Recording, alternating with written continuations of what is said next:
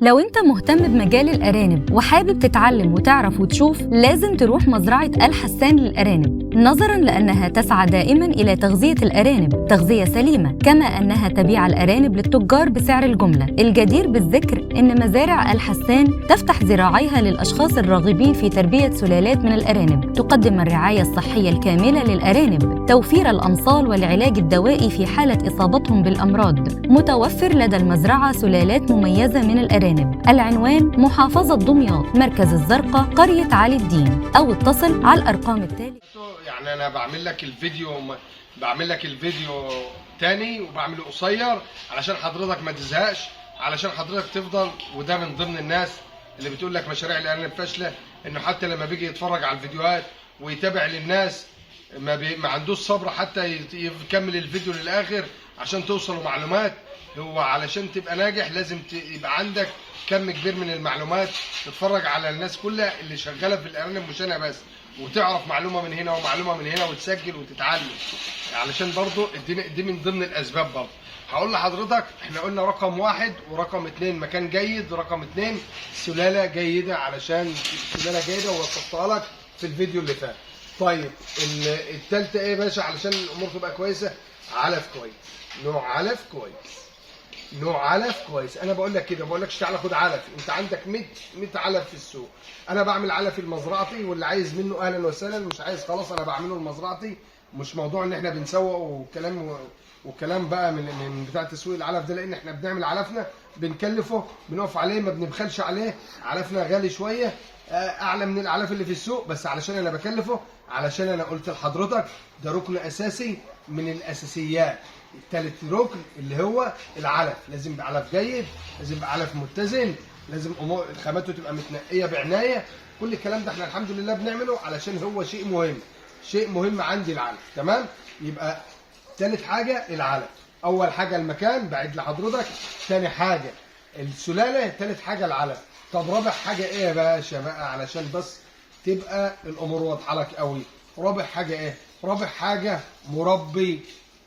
انا كنت بقول قبل كده مربي شاطر، انا مش هقول لك مربي شاطر وانت مبتدئ، هقول لك مربي مجتهد بيعمل اللي بيسمعه، بينفذ، بيسمع عم محمد بيقول علاج الجرب وكذا وكذا وكذا وكذا، بيجري جري يجيب علاج الجرب ويقعد ويشتغل عليه ومش عارف ايه، ويعرف ويحاول علشان يتعلم ويعرف. ده مجتهد.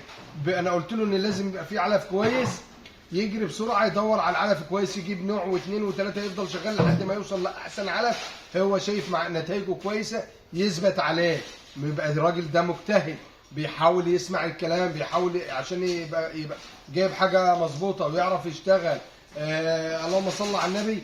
المكان عنده لو ناقصه حاجه بعد الفيديو اللي قلته لك ده، لو ناقصه حاجه يجري جري يظبط ويشوف ناقص ايه في المكان، يعدله ويظبط اموره، علشان يبقى هو كده بيجتهد. كده الراجل ده بيسعى في المشروع علشان يعمل شغل كويس، علشان ربنا يكرمه، علشان ربنا بيديله خير، واللي ناوي خير ربنا بيديله خير، وربنا بيديك خير تحافظ عليه، تحاول تجتهد فيه، تحاول تنميه، تحاول تكبره. هنا ربنا هيرضيك ان شاء الله، لانك مجتهد. مش انا جبت ارانب وظبطت المكان كويس وجبت سلاله كويسه من مثلا من مزرعه حسان، وجبت علف كويس من عم محمد، علفه ماشي كويس، من الناس بتتكلم جبت علف كويس، يبقى انا عملت الثلاث تركان. اقوم انا اجيب كرسي واقعد في المزرعه، او دايما اقوم متاخر من نومي على ما اطلع للارانب، او اروح لهم في السهره، او ابقى ابص عليهم بكره، اصلا انا النهارده تعبان. يبقى انت كده برضه هتفشل المشروع ان ما كنتش مجتهد. عامل لنفسك توقيت، اروح الصبح الساعه كذا، اخلص الساعه كذا، اشتغل يوم كذا، احرق البطاريات، يوم كذا اغطس الارانب، يوم كذا انظف الولادات، يوم كذا افرق احط الارانب للعشر. عندي كانك شغال في حاجه ما ينفعش تهزر فيها. يعني ايه؟ يعني انا اقوم من النوم من الساعه كذا، الارنب بتحط له علف، ومثلا في الصيف المفروض ان الارنب يحط له علف في الاوقات اللي فيها تراوح، ما اقومش انا بقى انام للظهر وبعدين اروح اعلف الارنب، يبقى انا كده برضه هبوظ الدنيا. يبقى انا اقوم بعد الفجر اروح احط له علفه واتوكل على الله اروح شغلي، اجي بالليل مثلا بقى في الساعه 10 ولا الساعه ولا بعد العشاء احط له علفه، يبقى انا كده ماشي مظبوط. يا اما يبقى لي نظام احط العلف كله مره واحده بالليل. لازم تبقى عارف انت بتعمل ايه، لازم انت كمربي تبقى مجتهد لحد ما توصل تبقى مربي شاطر.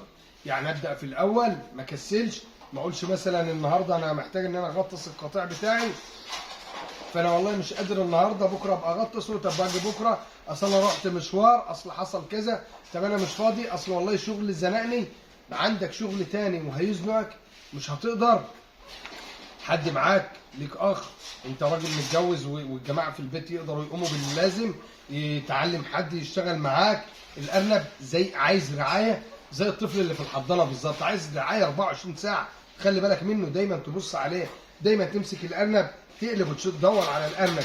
يا ترى الارنب ده كويس النهارده، صحته كويسه، نضيف، مفيش فيه جرب، تمام، مفيش عنده برد، تمام. ابص على الارنب، اجتهد، يقوم الارنب ينجح معايا، انما ما كسلش.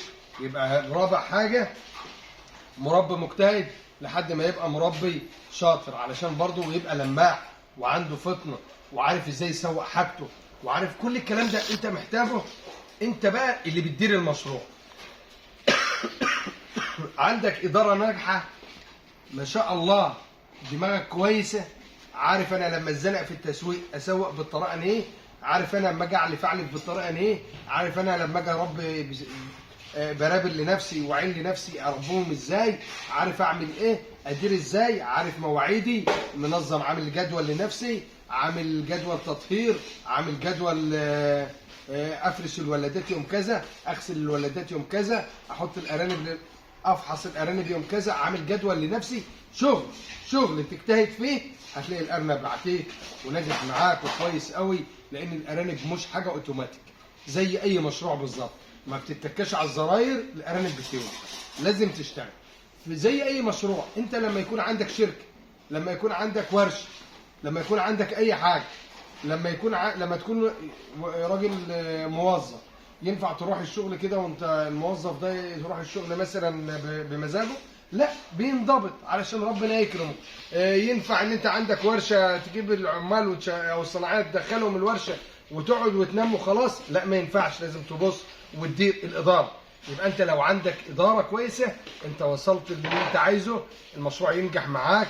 مش عايز اطول على حضرتك، يعني انا بقول لك مش عايز اطول عليك، بس من ضمن الحاجات بديك لمحه كده برضه، ان انا مثلا عم محمد قال لي وانا عندي ذكاء وشاطر وبدات اخد بقى ان انا عاوز انجح في المشروع. عم محمد قال لي والله ده الديازنون بيطهر، بيشيل الجرب كويس، ومثلا الاستاذ فلان قال والله انا بشتغل بالبيوتكس، والتاني قال انا بشتغل بكذا.